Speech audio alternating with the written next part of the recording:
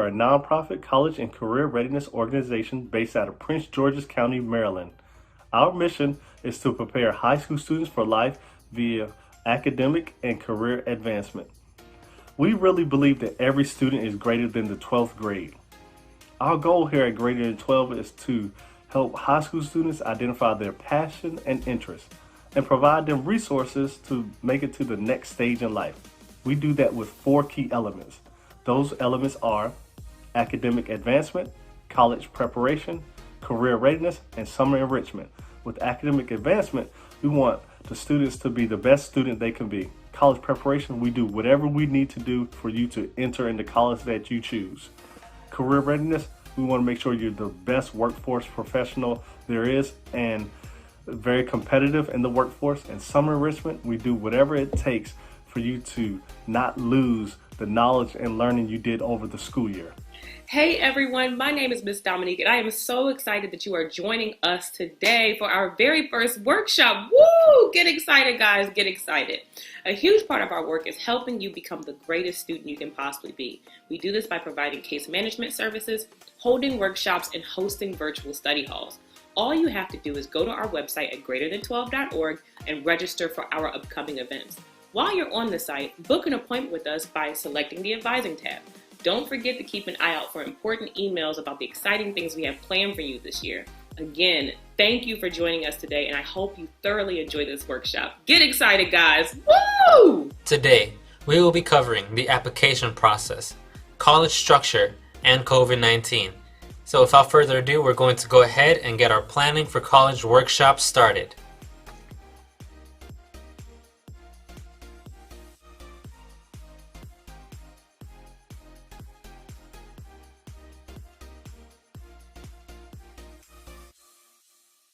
Protocols and guidelines. So you definitely want to welcome everybody. My name is Aubrey Pruitt. Thank you for attending Greater Than 12's college planning workshop. So the first thing we're going to talk about today is a lot of the COVID-19 and the changes that has come about with this pandemic. So now things are different with college tours. We have virtual college tours and virtual appointments now. I just attended one last week. I really thought to myself, I was like, how can this virtual college tour be the same as an in-person? There's no way it can be. But actually, these virtual college tours is very informative. You see so much more about the buildings really up close and right in front of you instead of maybe something in person that you miss.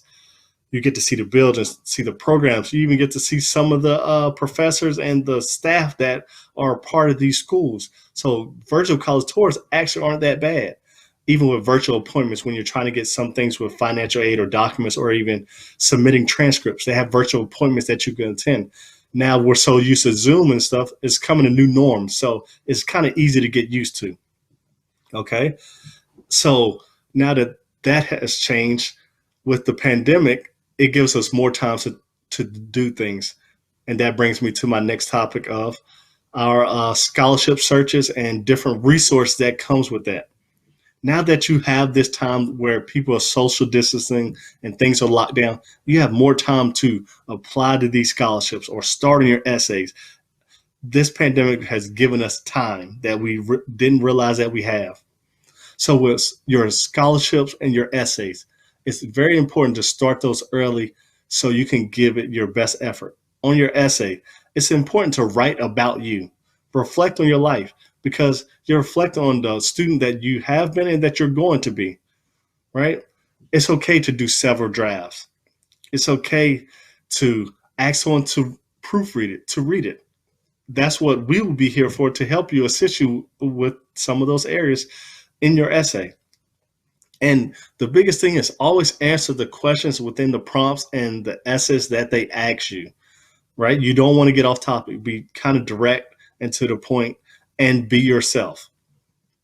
Webinars and resources, there's so many opportunities out there for you for scholarships. One thing is College Board. They have everything from the SAT, ACT, scholarships you could take advantage of. FastWeb. Us, Greater Than 12, we will be posting so many different resources that you can take from. Also, we will give you those resources and discuss personally with you. MHEC, Scholarship America, so many resources for you to obtain scholarships. Webinars. We have webinars every month on different topics, just like today that we'll have. There's resources out there for you, and we want you to take advantage of every single one of them, okay? Your school counselors will have it. Prince George's County Public Schools have a particular resource called Naviance that you go to that site that helps you with these different things. All right, that brings me to the next topic. When I mentioned College Board, our entrance exams. There's things like your AP exams or dual enrollment options. If you take AP, your AP exams will help you with classes that you may or may not have to take when you enroll into college. Same thing with dual enrollment. This dual enrollment option gives you a pretty experience that you will have attending an actual college class while you're in high school, and you'll get a college credit for that. So that'll knock off some time that you won't have to waste when you become in college. You must take these entrance exams serious because it helps you for the future instead of giving you more time or more money you have to spend in college when you could take these things for free while you're in high school. All right. So we wanted to lay out those options. A lot of times just knowing all your options and outlining them and laying them out to see what's the best way to go. Next, and lastly, our safety precautions. The biggest thing is we want from you guys is to be able to be safe and take care of yourself. A lot of colleges, campuses have different guidelines, but most of them follow the CDC's protocols and guidelines. So you definitely want to know what those procedures and protocols are. You want to social distance. You want to protect yourself, your family, your friends, and the people you're around. And that's what we want the most for you, to practice safety. All right. And thank you for attending our webinar today. All right, great. So I will be covering the application process and graduating college. So pretty much when you're applying to when you're applying to colleges, it's pretty straightforward. You go to their website, everything has been made virtual nowadays, and it's really easy to get all of these things done as long as you have your information, you pick out your colleges beforehand. But in this workshop, we're not really going to cover that very heavily. A lot of that information is covered when you book an appointment with us, and we sit down together. There's so many intricacies to college applications, especially between different colleges. So you have to cover financial aid, you have to cover your housing, you have to cover a lot of different things. So in this workshop, we're not really going to cover it, but I will encourage you to go to the website, create an application, to have an advisement session with us, and in those times we can really cover application. So what I'll be primarily covering today is graduating college, what you need to know to get started to graduate college and to make the most out of your time in college. So I'm going to go ahead and go to my presentation. So we're going to start off with what are courses and credits. So college is similar to high school. You need to take classes in order to graduate. So courses and credits are two separate things. So courses are the actual classes that you take, and credits is pretty much how much those courses are worth. So here I have in my slides 4 different types of classes that you can take in college. And each class is weighed differently. Some classes are more important than the others. You have to study well for all of them, but they are worth more than others. So for example, here I have freshman seminar. Freshman seminar is a class that every student has to take. The very first time that you enter the class, you take this class to get familiar with the university, with the things that are on campus, and just everything in general that you need to know. But this class is only worth 1 credit. Next, you'll go to a class like English 101. This is a recap of what you learned in high school, more or less, going over just basic sentence structure, how to write an APA, the different types of literature that you will encounter as you're in college. And then you get into classes like biology. Biology is worth 4 credits, so it's worth twice as much as English. So what you want to look out for when you're taking classes is how much these credits are worth. Because if you get a if you get an A in English 101, but you get a C in biology, the C in biology will bring your GPA down a lot because it's worth more. It's worth 4 credits. And when you get to your upper level classes, like if you're a nursing major, that class may be worth up to 5 credits. So you really want to look out for how much these classes are worth. So on the right side, you'll see the traditional plan. So typically, if you're going into college, the regular way that you would go through is you would take 5 courses each semester. And that would be if you're taking classes spring and fall. So if you're taking 5 courses, typically each of those classes will be worth 3 credits. So you're taking 5 classes, each is worth 3 credits. They end up as a total of 15 credits per semester. And that would be more or less the amount of classes that you would take each semester for 4 years and to graduate. So we're going to move on from there and we're going to cover the non-traditional options. So traditionally 15 credits each semester, graduate in 4 years. But when you get to college, you find out that it's different in high school because you have a lot more versatility and when you can take classes. So pretty much in high school, it's fall, winter break, spring, summer break. But in college, you can take classes during the winter and during the summer. So you could take classes year round and graduate early. Or let's say you are a working student, you have an internship. Maybe you're just not able to take as many classes as you wanted. You can divide those classes up and take less than 15 courses, credits, and pretty much divide up your classes like that. Um, and you can also take more than 15 credits, or you can take less. So I know for some universities like Bowie State or Howard University, you can take up to 21 credits at a time. But you have to note that you have to be taking at least 12 credits to be considered a full-time student. So why is this important? Taking 12 credits is important because if you take less than that, it can affect your financial aid. So if you enter college and you get a scholarship from the Maryland Higher Education Commission and it says you have to be a full-time student, but you feel like, I can only take 3 classes this semester, you might disqualify yourself for financial aid. So however it is that you plan to take classes, if it's 15, if it's 12, if it's during the winter, if it's during the summer, you always want to make sure that you're fulfilling whatever financial aid requirements you have so that you don't lose out on your scholarships. And next, to graduate, you have to take 60 credits if you're going to graduate with an associate's degree. So 60 credits is what you need for an associate's degree. However you decide to fulfill those credits, whether you do it traditionally 15 credits each semester in 2 years, you have to fulfill those requirements.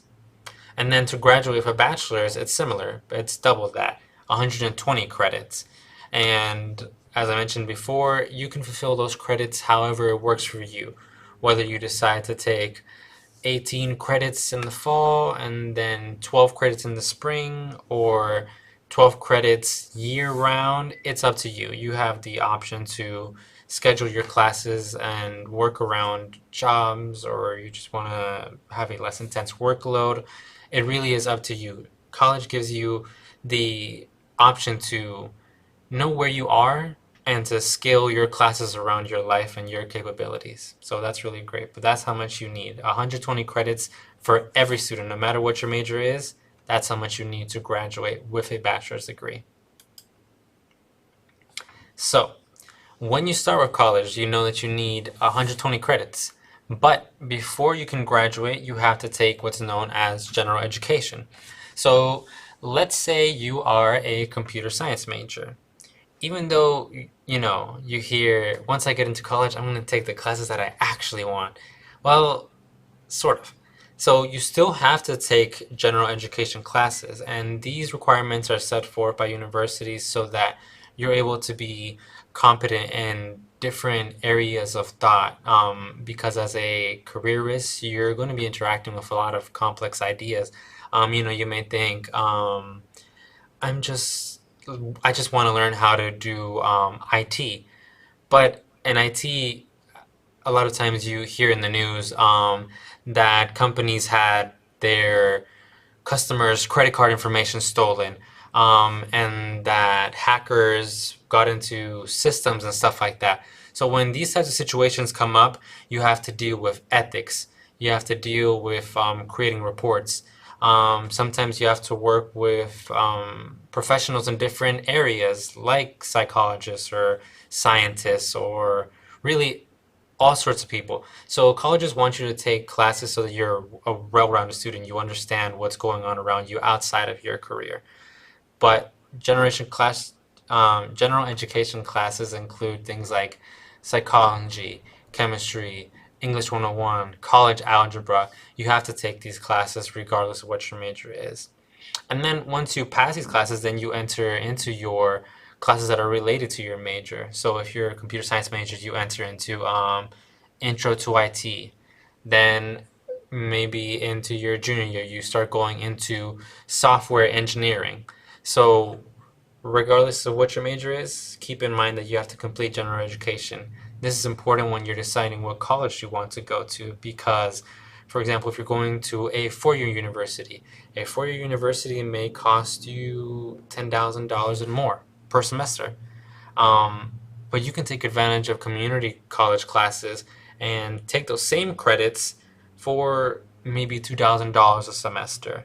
So it really is something to look at when you realize that general education classes in a two-year university are the same thing in a four-year university. Um, I can tell a quick story. When I was taking classes, I took classes at a community college and then transferred to my four-year university, Bowie State University. When I was taking classes at Prince George Community College, I had an IT professor because I was taking those classes. And I asked my IT professor, what does he do in his free time? He told me he teaches classes at University of Maryland as a dean. So here I was thinking, okay, Prince George Community College is not as good because it's a two-year university. But what you have to understand is these professors need money, right? They're teaching at different universities is their side hustle pretty much. So you're not giving up a certain level of education by going to a two-year, at least if you're in the state of Maryland, Prince George County, and usually it's the same deal for wherever you are. These two-year universities are hiring professors that are teaching at four universities. So in order to keep everything even, these colleges have to develop their curriculum so that no matter where you are, the classes are worth the same. So when you're getting ready to complete your general education classes, keep that in mind. So next, we're going to go ahead and go into graduating from college. Or sorry, same topic, taking classes related to your major. So as I mentioned, you have to build up to the classes in your major. So you have to take your general education classes. Once you take your general education, you get to take classes that are in your major. But certain majors have to meet other requirements than just going to your advisor and taking the classes. For example, if you're going to be planning to be a nurse, you have to maintain a minimum 3.0 to be able to apply to the nursing program. Now, the nursing program is separate than the application you did to get into the university.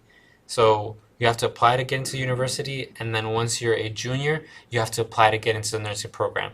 And same things go for some computer science programs, for some engineering programs, and it really depends on the university. But for example, for your general education classes, if you're studying to be a nursing major, you can afford to get a D in algebra, but you can't afford to get a D in biology. You need to get a minimum of a C in your science-related classes to get into your upper level science-related classes for a nursing major. And the same applies for all other majors. And for example, for the nursing program, you need to maintain a minimum 3.0 just to apply, just to be considered, and a 3.5 to be competitive. And then you go through another process of completing essays, turning in recommendation letters, and completing interviews.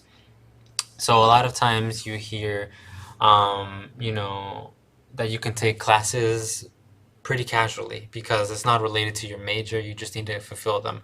But you have to keep in mind what is required of me during my junior year. So while it may not affect you progressing to your sophomore year, it may affect you being accepted into your program during your junior year. So you have to keep an eye out for that. You know, don't be too relaxed just because I can schedule my classes. I can, have more responsibility and freedom over how I want to do things. You have to keep in mind what's 2 years ahead. So that's what comes into play when you're getting ready to go to college, apply to the nursing program, apply to the engineering program, whatever it may be. So we'll move on to the next thing, and that is choosing your major. So when you choose your major, a lot of times you may have an idea of what you want to do, but your major may change. It's natural. It's gonna happen. It's not something that you can really control. Um, as you go into college, you become exposed to so many other areas that you didn't know of. Um, but it really is about, what do you want your career to be, pretty much. So if you want to be a psychologist, you start planning ahead which classes you want to take. And there's not really much to cover there because that is something that's going to shift there. But what I did want to cover was changing your major. So if you know what classes you're going to take, you will be able to figure out with your advisor which classes you're going to have to take all 4 years, and that's a pretty simple process. But what's complicated is changing your major. Um, Before I go into the points, I'll share a little bit about my experience. I entered college as a nursing major, and I was pretty set on what I wanted to do. I read the books ahead of time. I knew what career path I wanted to take, and I had been accepted to the nursing program. But I found out about this cool thing called sociology, and I decided to change my major. So that's just to say that these things happen, and you might find that there's another program that you really like, and that's okay. But when you want to change your major, there are three major things that you have to keep in mind. And the first is your credits. Will they transfer? Will they change over to the major that you're going to go into? So for me, it was pretty good. Sociology and nursing are both in the same department. So your major is held within certain departments. So, for example, you may decide to be a business major. Um, but your department is business, but you're actually majoring in small business management, or you're majoring in corporate. I forget the name for it. Corporate management. There's different majors within the same department. But if you're changing major to something similar, your credits may stay the same. But now, if, for example, if I was studying nursing and I now want to be a IT specialist, I have to keep in mind that I may lose most of my credits. So that's something that you want to keep track of. Will my credits transfer over? And then also financial aid. In our previous workshop, we covered what happens if you take financial aid that was offered to teachers. So you plan to be a teacher, you got a scholarship to work in a local school after you got your degree as a teacher, but now you decide that you want to be a musician. That money that you got to be a teacher is now a loan that you need to pay back. So you want to keep in mind what commitments have you made as far as financial aid. And if you are going to change your major, also know that you have to go through your academic advisor. So you have to get approval from the person in your department that would tell you, yes, go ahead and change it. Or they would tell you, hey, are you sure that you want to do this? But you can change your major at any point by visiting your academic advisor and completing the major form. But those three things are what you want to keep in mind before you change your major. Will my credits transfer? Will this affect my financial aid? And Will my academic advisor support this move? So next, I'm just going to briefly cover what a program looks like. So if you're pretty on the fence about being an IT specialist, or you want to be something that's a little more kind of vague, like a video game designer, you have to go look at each university's curriculums, and they're there, they're open there. And you want to make sure that the classes that you're taking are actually related to the major that you want to be in. Because a lot of times you may be in a major and you think it fits well with what you're planning to do, but the courses don't actually line up. What you're being taught isn't related to the career that you want to have, because a lot of times what you'll learn along the way is that there are broad names for certain careers, but then there's specialties within each career, and you need to have the courses to be able to take those types of careers. So I'm going to go over two of these sample curriculums, and you'll get an idea of what classes you'll have to take in those types of programs. So here I have a curriculum for animation and motion graphics at Bowie State University. So you notice there, and hopefully it's big enough, that you have to take Introduction to Drawing. You have to take your general education like expository writing and life and health.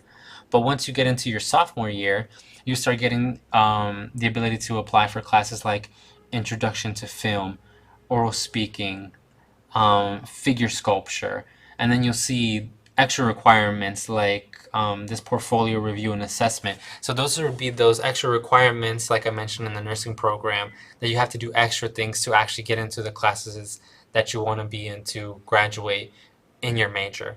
So each class, each major has these types of extra requirements that are beyond just take the class and move on to the next one the way that you would do in high school. So that's the animation motion graphics. And next I'll cover the traditional nursing plan. So similar here. You're able to find these online on the different universities that you go to. And this is the traditional plan that I had discussed. More or less 3 classes each semester, 3 credits each class for 15 credits each semester, fall and spring. But yeah, so you see here that you have to take freshman seminar, general psychology. You get to start taking classes like general chemistry and human anatomy. And then later you get to go into specific classes like microbiology and human anatomy and physiology too. And at the very bottom of the page, you see that you have to meet the general education requirements and then complete a separate application to be considered for the nursing program. So those are things that you have to keep in mind. You have to keep in mind that even though you declared your major, you're sure about it, and you've told your family that you're going to be a nurse, you still have to meet separate requirements with your university to be able to get into the classes you need to graduate. So next, the lesson that we're going to go over are general good habits, strategies, and tips that you can use once you're in college to take advantage of all the opportunities that you have. Because as we mentioned, yes, it's great to be a good student, have an amazing GPA, and keep track of all the requirements that you need. But there's a lot of little intricate things that you have to take advantage of. College is a huge opportunity. You have to find those opportunities and take advantage of them so that you can really make the most out of your college experience.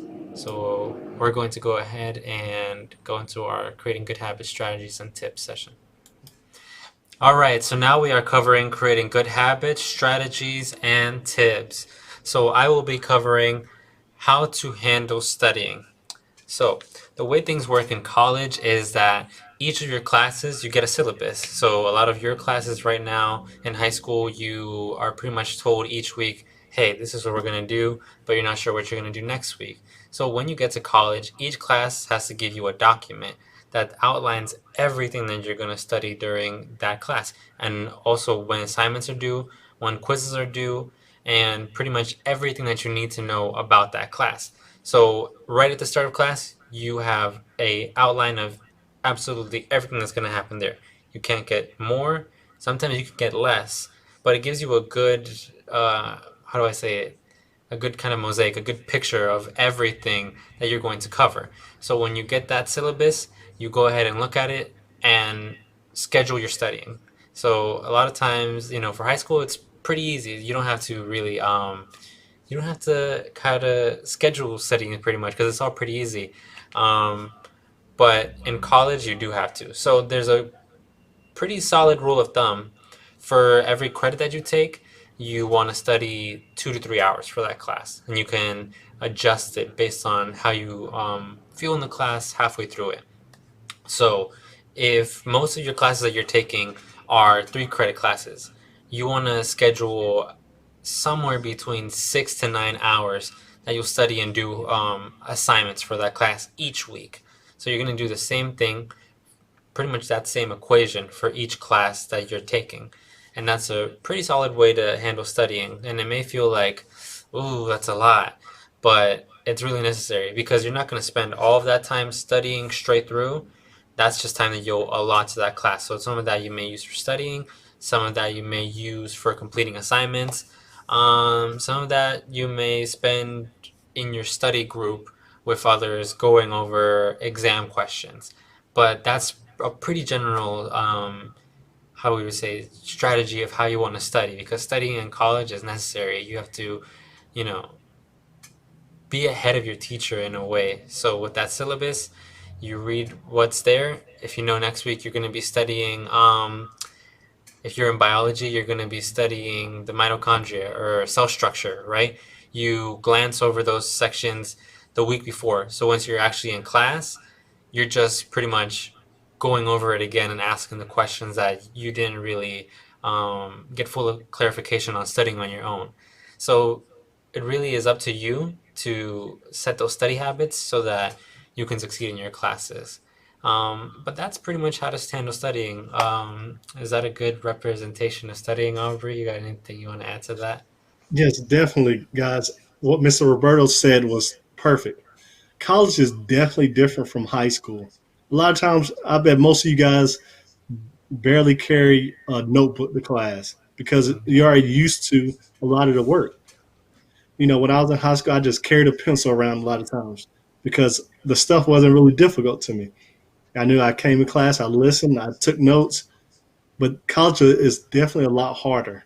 You have to devote a lot of the time and studying, and he gave you the hours length to that class and to prepare yourself for when these classes and these exams come. Yeah, and I think it's harder, but it's I think it's also helpful that you have a list of everything that you're gonna do. So at least you can structure. You're not like, hey, what's Mr. Pruitt gave us math this week and he goes to algebra next week. It's like how he feels. So it's not up to the teacher's whims or anything else like that. You get to plan, but it is up to you to plan. So that's studying a pretty good method. And exams. So next is how to handle exams. Um, exams are a lot different than what you have in high school. Exams aren't to measure how you're understanding and progressing. Exams are what makes or break your grade. So in your classes, in your high school classes right now, you have maybe like a quiz every 2 weeks or something. But when you get to your college classes, you may have one or two, like two maybe for the entire class. And those classes, I'm sorry, those quizzes will be worth like half your grade. So exams are pretty important, so you want to make sure that you're studying for those. And a lot of times, you may not be able to have a lot of extra credit to make up for those because there's in your syllabus an allotted amount of points that each exam gives. So you won't always have a chance to make that up. Um, and if you do have extra credit, it's in that exact same exam. So, for example, when I was taking A&P, that's anatomy and physiology, we would get extra credit points but we'd have to take those extra credit points during the exams. So it really makes it really crucial to prepare for your exams and make sure that, you do it when it's there because you won't get a lot of opportunities to make up anything. So, as far as exams go, this is where you want to focus on note taking. So, when you're in class, don't write down note for note everything that the teacher's saying. That's not going to really help you. What you want to do is pretty much your teachers know that you're, going to have a tough time, that you're, preparing and trying to absorb all this information. So a lot of times, at least in my experience, they'll give you they'll give you hints of which questions will be on exam. So while you're, in class, make sure that you're listening out for the things where they say you really want to pay attention here, or they might just straight out say this is on the exam, and get together with your group or whatever, collect those questions together or on your own. I find that it's easy, if you're just writing these things down and keeping a list. But you really want to stay focused in lecture for those kind of cues that your teacher will give you. Because in class, your teacher isn't covering everything. That's, was your responsibility to read the book. In class, really just touching on the most important parts and things that'll be on the test. So that's exams more or less and how to prepare for it. So those are really important. And Mr. Pruitt can add some of his experience and you know Yeah, ups and no, downs of Mr. Roberto, exams. that's absolutely right. A lot of times you have to dedicate that time, energy, and with organization to help you do better. So using different tips and strategies will help, but dedicating that time and that organization will help best. Yeah, and with everything being online, you you don't I used to do this thing where, and this is not good, don't do it, but we used to take our exams in class, right? And this is high school. And I used to have like my notebook on the floor, and if I didn't know the question, I'd like, okay, now there's the answer. But that's not possible in college. Everything's very strict there. If you get to go back into the building, um, you have to go to a testing center, and this is a place where they only let like maybe 20 students at a time or something, and you're being watched while you're taking the exam, and you're taking it on a computer, and all your items, you have to leave them at the door. There's no there's no chance for you to really have any little tricks up your sleeve. So you really want to make sure that you do well on exams, because if you get caught, you know doing some on exams, you might get a failure for that entire class. So schools take academic integrity very, very serious, and you'll see it when you get through it. But you definitely want to make sure that you're preparing for it, and asking the questions. Ask your teacher what's on the exam. They'll answer that question for you. Ask it after class though, just so you're not wasting time during class. But the resources are there for you, and if you just prepare right, you'll be just fine. Because I know sometimes it can be like, college so scary, but the resources are there. Mr. Pruitt, would you like to All right, so share a little next bit guy. about your parts? Yeah. Yeah, so next, guys, I hope you guys been really listening on that. So next, I want to help you prepare for finishing college and graduating college and what you're going to do afterwards. Right? Sometimes that those years fly by, so we really don't think about what we're going to do after we finish or the steps I need to take when I finish. So a lot of you think of now, you're maybe applying to part-time jobs or trying to get a job. And what do they ask you for? Your work experience. Or do you have experience in anything?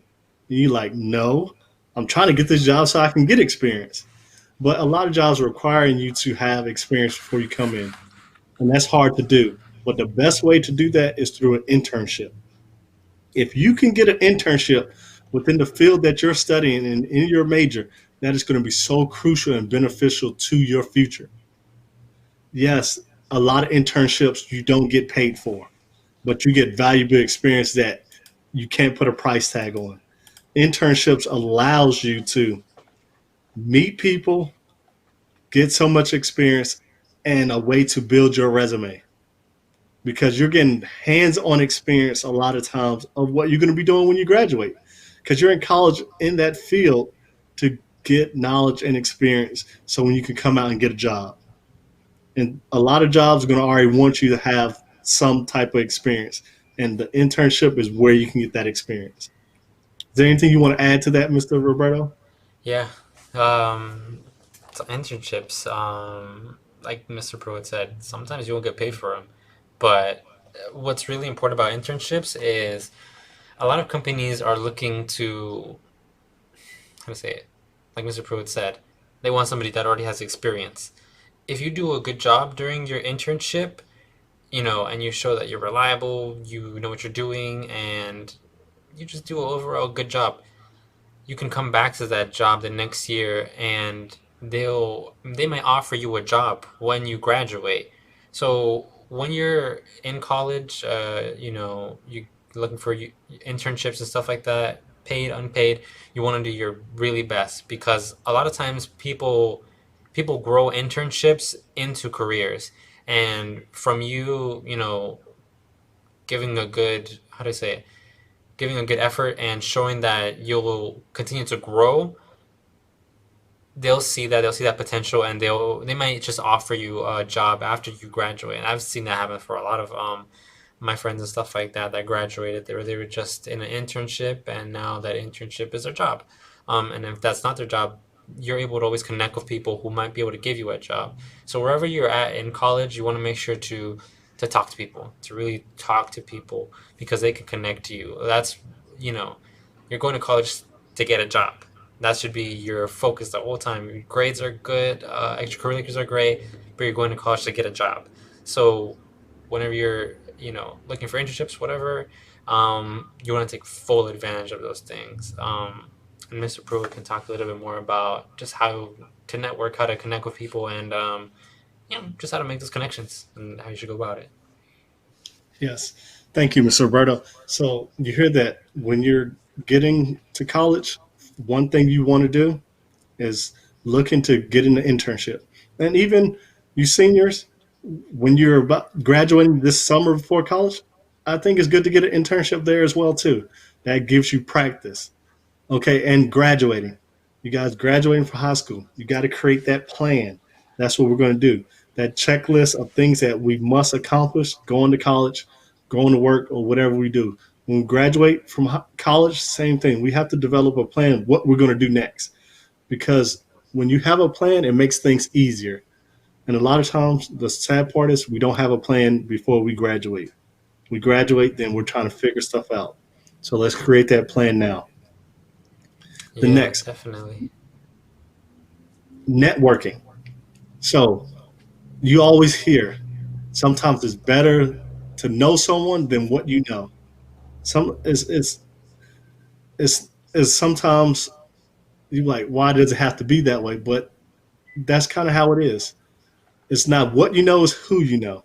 So you guys are so much into this social media age and these platforms, meeting people off these platforms or meeting people on these internships or within your classes or different events that you may attend or your professors or different alumni. It's good to know to meet people, also get information from people, letting people know what the things that you're good at or you're looking to do because you develop different relationships and partnerships. And because going to college, a lot of people have similar mindsets. You guys are all going there to learn and to obtain information to get a job. So you're thinking alike. Whatever spaces that you're in, you're normally around people that are thinking alike. So it's good to share that, to learn, and to network because in the future or down the line, you never know who you come in contact with and how you can help each other. You can either help someone or they can help you. So networking is the main and important thing in life to me because you are sharing that bubble of yours with someone and people that can help you. Yeah, Did you want yeah, to add anything definitely. to that, Oh Mr. yeah. Roberto? Um, a funny story, I guess. We were at a event a while ago, and we were learning about the importance of networking, right? And the presenter was pretty much telling how her daughter was just, talking to people and making connections and stuff like that, networking, right? And just emphasize the importance of networking to where just by talking to people, getting to know people, she got the job she was looking for and got a little bit extra, got a husband out of it. So you're always going to have these situations where you have lots of people that show meet, and you really, like Mr. Pruitt said, it's about who you know. Majority of people, they get their jobs from the people that they know. They heard about it here, and hey, can you put in a good word for me? Or the interviewer, the employer already knows you and can tell that you have a good work ethic and stuff like that, so they don't need to focus so much on your resume and all these different things. So it really is important to just go out to things. Your colleges will have lots of events. In my email inbox, I, had like five, six, seven events each week of just things that I could go to go meet people and stuff like that. And if all of you are in high school, you want to make sure that we say what being a well-rounded student a lot. And that really is just being a student that's involved, pretty much in your community, because you can have a great GPA, but you've got hundreds of students, maybe thousands of students that have the same GPA as you. They have the same, more or less, profile that you have. So you being able to say, I was an intern at Greater Than 12, and I helped to organize events by recruiting students and inviting them to come and participating in community service where I, you know, did A, B, C, and D. They want to see how you have kind of leadership potential. Every job, everybody is a leader, but everybody leads to a different extent. So everybody wants to see what you're capable of doing on your own beyond just what's required of you. So grades aren't going to cut it. That's straightforward. For a job, there are people that have gone to Ivy Leagues. All they have is GPAs and they don't have jobs. I know people that have graduated from four-year universities, great grades, and they're working at Walmart because they can't find a job. So the entire thing about college is, yes, get that information, become a well-rounded student and all this stuff, but you're looking to get a job. So talk to people. You don't want to be one of those people that graduates and I owe so much money because I can't find a job. You know, so take advantage of the time you have now. Um, we have internship opportunities every now and then, community service that we're going to start offering. So look out for that. Get it involved. Wherever else you can find something, take advantage of the time you have now.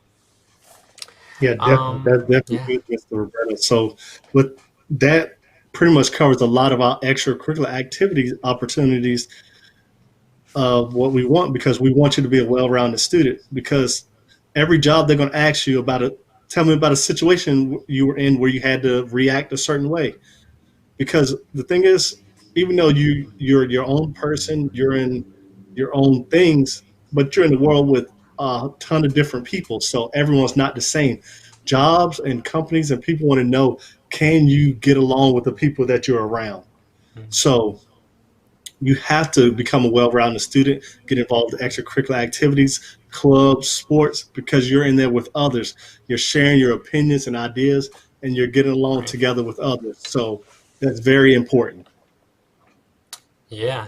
So those are our good habit strategies and tips. Obviously, we can say do all these things, but where do you find it? So we're gonna having a lot of these opportunities, student internships where you guys can take advantage of organizing events and helping out and stuff like that. Community service that we have coming up, and a lot of stuff is limited because everything's virtual right now. But if you need help, reach out. I always say, as far as our program and just out of life, you'll get as much out of it as you put into it. We are gonna lay the opportunities out there, but you have to ask, and shouldn't be how to say, I know in high school I missed out a lot of things because I just didn't. I felt like not asking, but just ask. Like literally, just ask. We're here waiting for you to ask, and we want to help you out. But you have to help yourself out first. But that's our creating good habits and strategies and tips, and we'll move on to the next section. So see you there.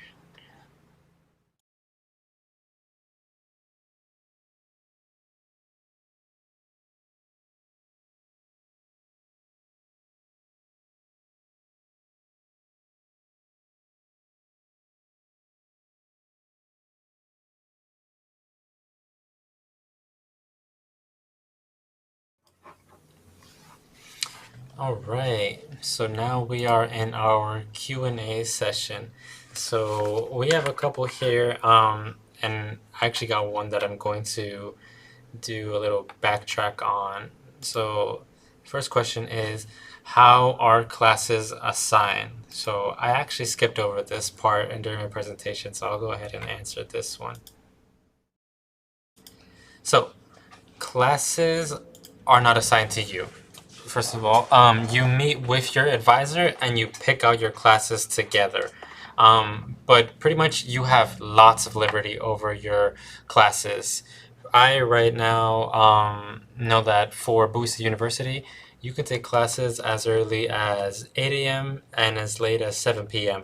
You can, for Prince George County, take them on Monday or take them on Sunday. It really depends on your availability and schedule. Sorry. If you're working, you can still have a job. Schedule your classes around your job. If you're part of SGA, schedule your classes around your SGA. You just have to make sure that you get to them early. So, for example, if you have to take biology at 7 p.m. because you've got sports, you have to sign up for that first because a class may only have like 20 slots for that class. So you have to be quick to sign up for them, and just make sure that it works out for you. But when you can schedule classes, it really is up to you. As long as you talk to your advisor early and get all of that done, you can really take your classes all at once, get them all done in the morning, and have your whole afternoon free. Or take all your classes all day long on Mondays and Tuesdays and have Wednesday through Friday free if you want to take all your classes all at once. But as far as how classes are assigned to you, classes are not assigned to you. You are given the ability to choose those classes. Okay, so we're going to go to next question. Oh, lost it off for a bit. Okay, Mr. Pruitt, we are going to give you this question. Just gonna type it up. Okay, so here is the question. Oh, wrote it wrong. But is it best to stay in state or out of state? So that would truly depend. Mostly, it's always best to stay in state. One, because you and your parents, you guys pay taxes in the state you live in. So those taxes go to the universities and colleges in this area, and it's cheaper for you to attend. Out of state tuition cost is 2 to 3 to 4 times more expensive than in state. So it's best to stay in state if you can. But if the financial aspect is around the same, you go to the one with the best program and fits your personal beliefs and things that you want to accomplish. So it can vary. It really is depending on situational. But overall, in state is the best option financially. Okay, great. So next question, really good one. So are AP classes helpful for college? So I'll take that one, do a little back and forth here. Um, no, not really. So I'm gonna, I guess, define helpful a little bit more. AP classes give you the rigor of college classes, so they'll be pretty close to how your syllabus will be set up, the assignments that you have to complete, and it'll just give you a good expectation of what's going to come in college.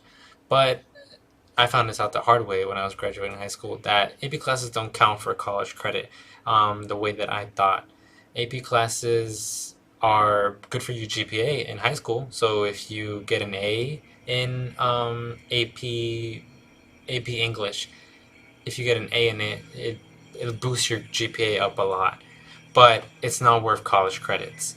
If you want to take classes in high school that are going to help you get college credits, you have to take dual enrollment. So dual enrollment is a separate process. It's not a class that you take in high school. You sign up for it and you get to take classes at PGCC or Bowie State University, and then you can skip over those general education classes like we mentioned. So you can take um, biology during dual enrollment, and then I have to take it in college. But AP classes themselves, they don't give you they don't give you college credit, so they're not helpful in that way. But that's kind of an explanation of what exactly AP classes do for you. So we have another question here. And I'll see how we want to answer it, but it's I think we answered this one already. How do I change my major? Do you want to answer that one, Aubrey? Yeah, no, it's a specific process. You can change it. Likely, you have to meet with your academic advisor, and there's specific forms you may have to fill out and signature approvals you may have to get from the different departments that you're switching to. So it's all just a process. But you want to be sure that you want to change your major because changing your major may add extra courses and classes that you have to take, which could mean more money and more time. So, and those things are valuable. So you want to make sure if you do change your major, it's something that you really want to do and that you're committed to doing. Okay. Maybe a little insight to that question would be a little bit useful because I think we ask those questions is a little bit relevant. Do you ever consider changing your major into something different, or what was it? Because I know you told me a couple of things before. To be honest, when I first attended college, I knew what college I was going to attend to, but I was flip flopping on the major that I wanted because I felt like I wanted to do a lot of things. I felt like I was good at a lot of things. So I enrolled my first semester as undecided. A few weeks in, I changed my major to broadcast journalism. But then I still was like, I wanted to be in education. So I ultimately changed it to history, secondary education. And then I ended up double majoring and added psychology to that because I loved it. So I kind of jumped around a lot because I felt like I wanted to do everything. But you want to be sure so you won't waste as much time and money. Yeah, that's definitely useful. So we don't have any other questions, but I guess I want to go in a little bit more to that major about question about the major. So did you feel like it was a how would I say it? What was it a disadvantage to decide to be an undecided major? What was that like? I guess what when you entered and how did you I guess go into the process of deciding this is what I want to do? Because obviously, like for me too, I was starting as a nursing major and went to sociology. How did it kind of go for you, changing your major and deciding, okay, I this is what I'm going to go into, pretty much? So it was actually a good thing because I didn't have to feel rushed to choose one right away because normally your first semester in your first year you're taking general classes anyway. So I was able to be on campus and to experience different classes and department and meet different people within these departments to tell me more. So I networked with a few students to hear more about different programs or the particular jobs that they may want to do after they finish college. And I was able to make an informed decision by being undecided major, and I felt like it gave me options, and I didn't feel pressured or rushed to choose a major. Hmm. Yeah. So I guess I'll add my last bit about majors there. So I changed from a nursing major to a sociology major, and the main reason I did that was because I knew that I wanted to help people. But after realizing, what nurses had to go through, it's a lot. You have to deal with people at their lowest moments, and deal with their families and just a lot of different things. And I wanted to help people, but I felt like that's not for me. And I've never even been at a hospital before then. But I really like the science and stuff like that, but it just wasn't for me. So for me, I really wanted to help people. I found a way to use sociology to be able to help people. So if you're undecided about your major, it might be helpful to look at what are my motivations. For me, it was helping people. So looking for a career that was in helping people was useful in me changing my major. If you're someone who likes to build, you're very, what's it called? You like to ask questions and stuff like that.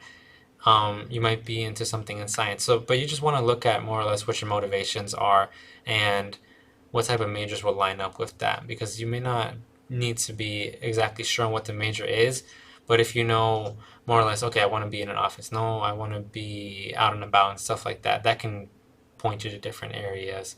But that's that about majors.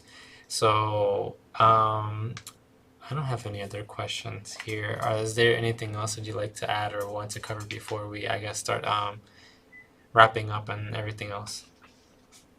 No, I think that's good. Always feel free to reach out to us if you have further questions. Never, there's no dumb question, right? You always want to ask any question that you think about. Yeah, definitely. Um, so what I'm going to cover next is we're done with our presentation about college. I'm just going to speak a little bit briefly. Today, the FAFSA opened, so that's exciting. That's very important. We covered that last month as far as how to complete the FAFSA and planning for financial aid. So now we will be accepting advising appointments for help with completing the FAFSA and applying for financial aid. So our help is primarily for Maryland students. Everybody, any student in Maryland can sign up for advisement as far as completing the FAFSA and stuff like that. So if you head to our website, the application isn't up yet, but you'll be getting an email with that information by tomorrow. But then also you can just send us an email at info@greaterthan12.org. You can send a message in the chat box in the website, and just start looking out for that information. So that's what we have coming up starting tomorrow. And I do want to mention our next event. Ooh, where are we at? LinkedIn Workshop. So this one's going to be really exciting. We are going to be having a representative from LinkedIn present at this workshop, and we're going to be really going deep into this networking that we've been discussing. Networking is really one of the most important things that you'll be able to take advantage of in college. You're meeting so many people, and knowing how to network effectively it's a job.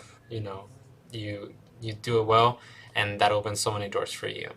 So registration is open now. You can go ahead to the website and sign up for that. And we're gonna have a lot of exciting stuff for our LinkedIn workshop. So you definitely want to tune in for that. Um, that's it for me. Other than that, I think we're good to go, Mr. Pro. Do you have anything else that you'd like to add before we close up? No, I think that's good. I think we. I hope you guys got enough information. Like I said, reach out to us if we if you have any future questions. Yeah, definitely. All right. So that's that for us. Next workshop is coming up November 19th, so keep an eye out for that. And we are excited. That was the planning for college workshop. So see you all next time. All right. We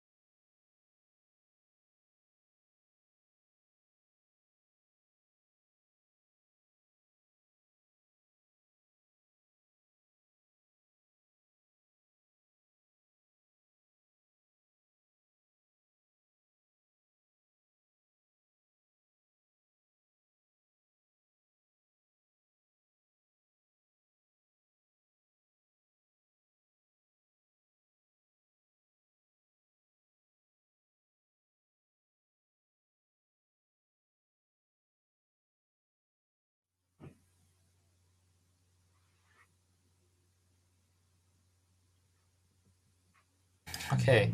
Mr. Brewer remind me of something, so I don't know how many people we still have on. But we are going to do the raffle. So what you need to do right now is actually head over to you need to head over to the YouTube page of Greater Than 12, and there we have pasted the Google survey form.